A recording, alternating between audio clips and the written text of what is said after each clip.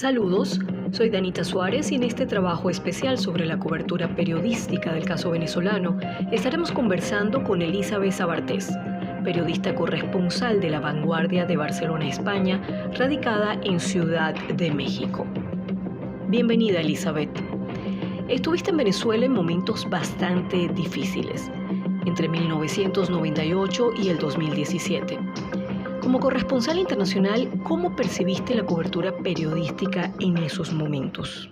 Bajo el entendido, a mi juicio, de que el periodismo equidistante no existe, pienso que el periodista debe dar su visión de la realidad que trata de describir, intentar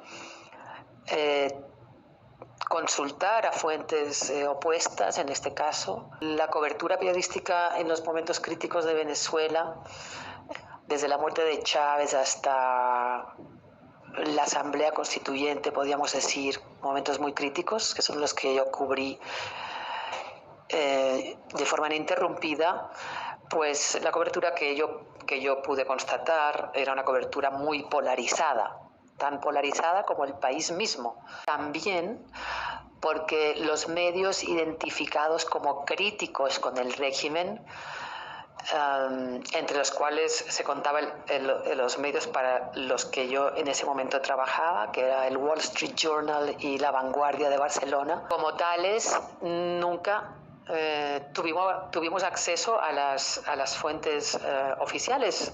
El caso de muchos otros medios a los cuales tampoco les era posible obtener declaraciones. Yo personalmente pedí un montón de entrevistas a jerarcas del régimen. Jamás se obtuvieron esas entrevistas. Nunca recibí respuesta. Por lo tanto, la posición o punto de vista de quienes detentan el poder en ese momento no era posible obtenerlas. La libertad de expresión está seriamente amenazada en América Latina. Elizabeth, te encuentras en un país donde las noticias sobre periodistas agredidos y masacrados es bastante frecuente. Algunos consideran que en Venezuela los ataques a la libertad de expresión son light. Basados en tu experiencia recorriendo el país, ¿cómo ubicas a Venezuela en el contexto latinoamericano? En provincias, sobre todo, la prensa es una profesión miserable, mal pagada, y en muchos casos se ven obligados a aceptar, para sobrevivir, a aceptar cumplir ciertas funciones, ya sea para los gobiernos regionales o ya sea para los grupos criminales. Hago toda esta explicación de contexto porque he trabajado este tema, conozco bastante bien la situación. Hay, evidentemente, una parte de periodistas mexicanos asesinados que sí, pero son la minoría, sí estaban tras historias que comprometían al poder. Entre lo que hay en México, los asesinatos contra periodistas no son atentados contra la libertad de expresión, la mayoría de ellos. Solo en casos puntuales sí lo son. En Venezuela hay una situación muy distinta. Entiendo yo, en Venezuela hay unos pocos medios que tratan de hacer, sí, periodismo fiscalizador, en este caso, del régimen, que es una de las funciones para mí básicas del periodismo, fiscalizar al poder, del tipo que sea, al poder o las estructuras del poder. Los poquísimos medios que desde dentro del país tratan de hacer, sí, una función fiscalizadora del poder, eso sí están en grave peligro. A mí no me parece que sea para nada una situación light. Me parece que el régimen venezolano, la dictadura venezolana, tiene una política sistemática de persecución de los medios o de los periodistas que tratan de fiscalizar su acción de gobierno, ¿no?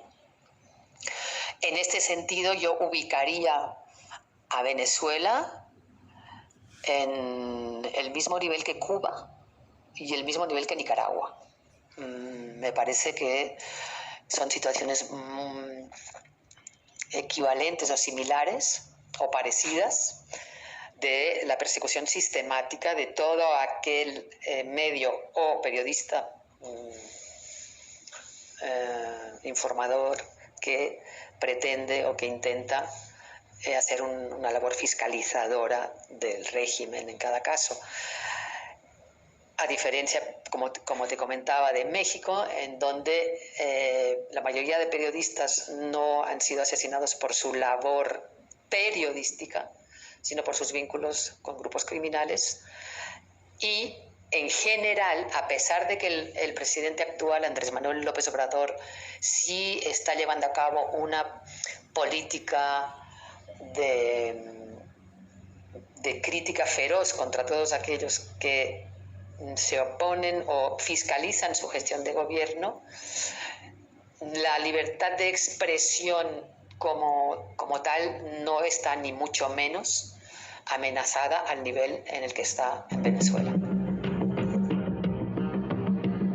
En Venezuela, el derecho a la información está claramente restringido por el Sistema Bolivariano de Comunicación e Información. Se estiman 332 medios cerrados estos 20 años, incluyendo la televisora y el diario más importante del país. El hostigamiento a los periodistas, persecuciones a los medios, bloqueos de los medios digitales y satanización de los comunicadores son algunas de las quejas más frecuentes del Colegio Nacional de Periodistas. Sin embargo, se percibe que Venezuela ha dejado de ser noticia. Elizabeth, ¿se cansaron los medios extranjeros de hablar sobre las restricciones y violaciones a los derechos humanos en Venezuela? ¿Se considera acaso Venezuela un caso perdido? Venezuela ya no tiene una presencia constante en los medios de comunicación internacionales. Esto no es una cuestión que sea un problema de Venezuela o que Venezuela haya dejado de interesar o que Venezuela sea un caso perdido.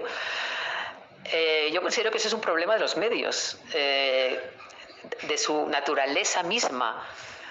No hay dinero en los medios y por lo tanto no se pueden hacer esos seguimientos. Los medios actualmente tienen una pulsión, desde mi punto de vista, mucho más sensacionalista o amarillista que antes, y se mueven por oleadas de atención, como los que, de acuerdo, digamos, a los eventos, a eventos que pueden dar una espectacularización de la información. En el caso de Venezuela, aun cuando sí considero que hay algunos medios internacionales que hacen un seguimiento un poquito más dedicado, caso por ejemplo del Wall Street Journal con periodistas como Juan Forero o José de Córdoba, que hacen un seguimiento de Venezuela y están siempre atentos a la situación del país y publican historias periódicamente, aunque no puedan entrar al país y lo tengan que hacer tal vez desde Colombia, por ejemplo, ¿no? O pienso también en el Nuevo Herald, en Miami Herald, que tienen un interés en la evolución, en los ciclos políticos subregionales en América Latina, por ejemplo, que también con periodistas como por ejemplo Andrés Oppenheimer, que tiene una agenda muy claramente muy latinoamericana y sí pone atención en los asuntos de Venezuela, o por ejemplo CNN en español también. Pero sí son excepciones. En general, Venezuela ha dejado de aparecer en los medios internacionales porque terminaron las protestas, y las protestas como momento, digamos, de tensión, en Venezuela ya no hay un movimiento de protesta, ya la oposición también está muy desdibujada. Parecería que el régimen ha logrado sobreponerse a todos y cada uno de los obstáculos mayúsculos que se le han presentado, y que, como me indica la frase de muchos venezolanos que yo voy entrevistando periódicamente, ¿no? Que dice así: en Venezuela ya se encuentra de todo, en Venezuela ya hay de todo, carísimo, pero ya hay de todo. Ya digamos que ya ya no hay protestas y entonces los medios que se mueven por pulsiones amarillistas y sensacionalistas en su gran mayoría ya no acuden a Venezuela, porque el día a día venezolano, si no hay tensión, no les interesa. En ese sentido considero un lujo enorme la oportunidad que recientemente nos dieron a mí y a mi compañera colega Saraí Suárez de llevar a cabo un reportaje de 11 páginas para la revista especializada en política internacional Foreign Affairs. Y lo que hicimos fue precisamente hacer un recorrido por la cotidianidad de los venezolanos, ¿no? Eso es un lujo, tener 11 páginas de una revista para poder explayarte en la forma en la que tú consideres oportuna en ese caso, que era explicar cómo la cotidianidad de los venezolanos es una cotidianidad durísima, aunque no haya protestas, pero que sigue siendo una situación de gran dureza para la gente, muchas dificultades en la vida cotidiana, en la sobrevivencia, en el día a día. Eso es un lujo y que sucede raramente, ¿no?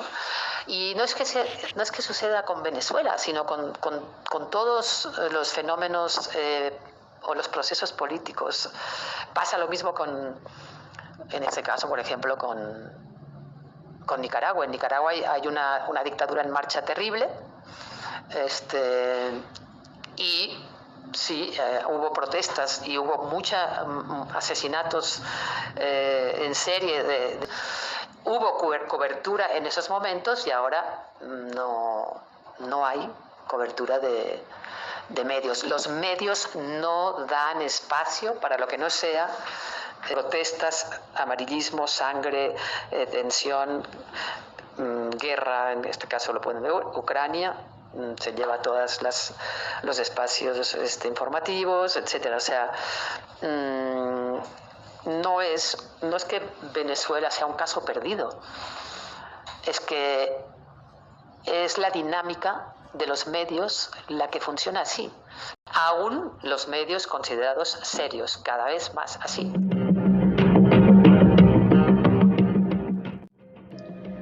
Agradecidos Elizabeth Sabartés por atender nuestro llamado para responder a estas preguntas y del cómo, desde los medios y el periodismo internacional, se visualiza la libertad de expresión y prensa en Venezuela. Esto fue todo por hoy.